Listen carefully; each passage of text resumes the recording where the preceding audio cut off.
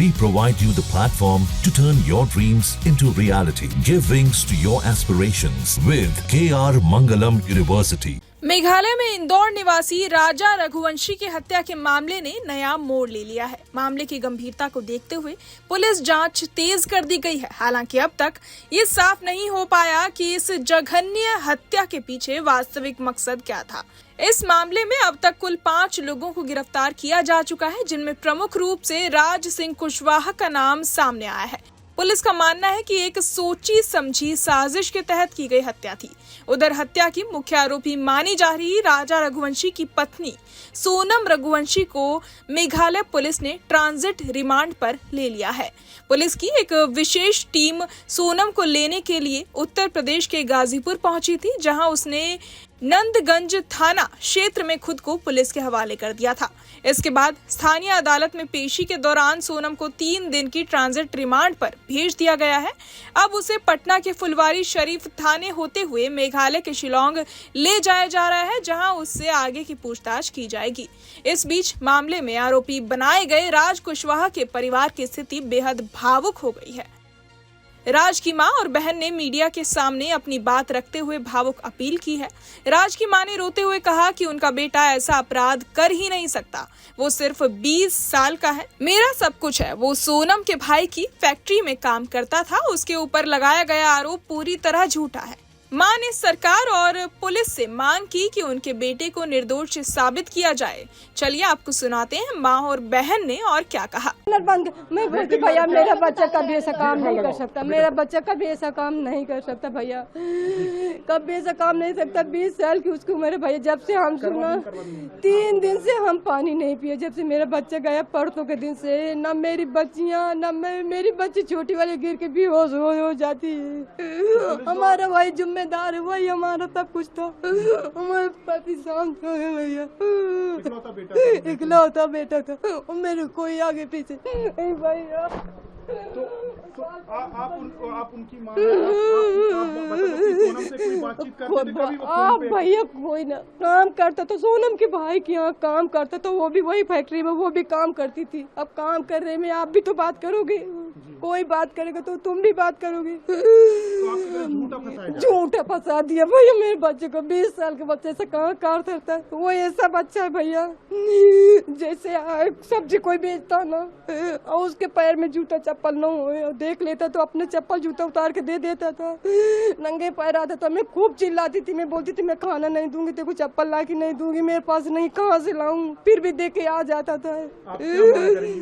मैं सरकार से यही प्रार्थना करती हूँ मेरे बच्चे को भगवान बेकसूर साबित कर दे। मेरा बच्चे ऐसा नहीं कर सकता भाई बेकसूर है। वो लोग कभी ऐसा नहीं कर सकते, कभी भी नहीं। वो दोनों ऐसा नहीं कर सकते, विक्की और राज, वही दोनों मेरे भैया, वो दोनों ऐसे कभी नहीं कर सकते अंकल।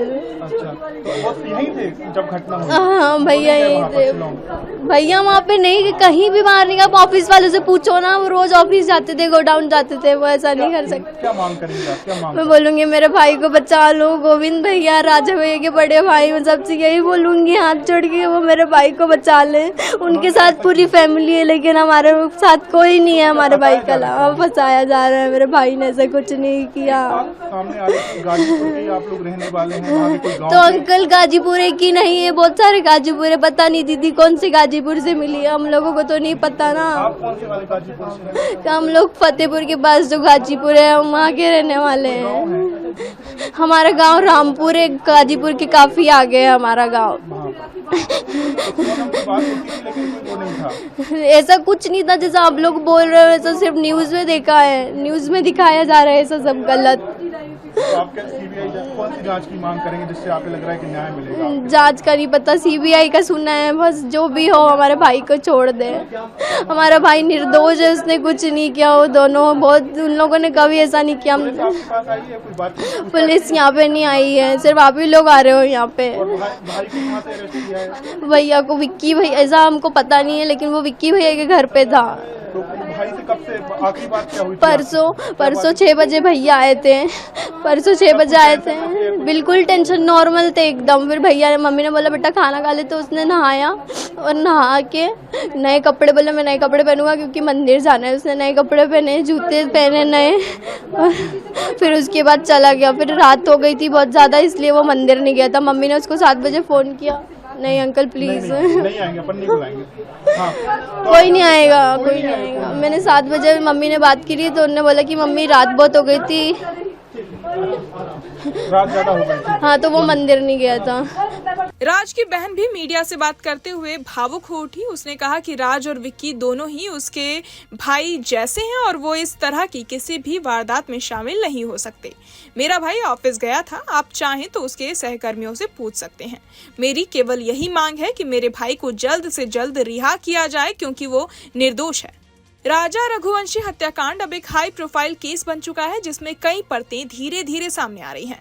पोस्टमार्टम रिपोर्ट में मिले गंभीर तथ्यों के बाद पुलिस की नजरें सोनम पर टिकी हैं, लेकिन राज कुशवाहा का नाम सामने आने से ये मामला और पेचीदा हो गया है। जहां एक तरफ पुलिस अपनी जांच को निर्णायक मोड़ पर ले जाने की तैयारी में है, वहीं दूसरी तरफ राज के परिजन लगातार उसकी बेगुनाही की दुहाई दे रहे हैं।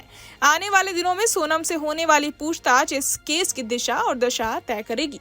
बहरहाल इस पूरी खबर को सुनकर आप क्या कुछ सोचते हैं, हमें कमेंट बॉक्स में जरूर बताएं और बाकी तमाम खबरों के लिए सब्सक्राइब करें न्यूज नेशन। जहां भक्ति है हर शब्द में, कथाओं में छुपे हैं दिव्य रहस्य और ज्योतिष देता है जीवन को दिशा। धर्म से जुड़ी हर बातों को जानने के लिए हमारे चैनल स्तुति को सब्सक्राइब करें।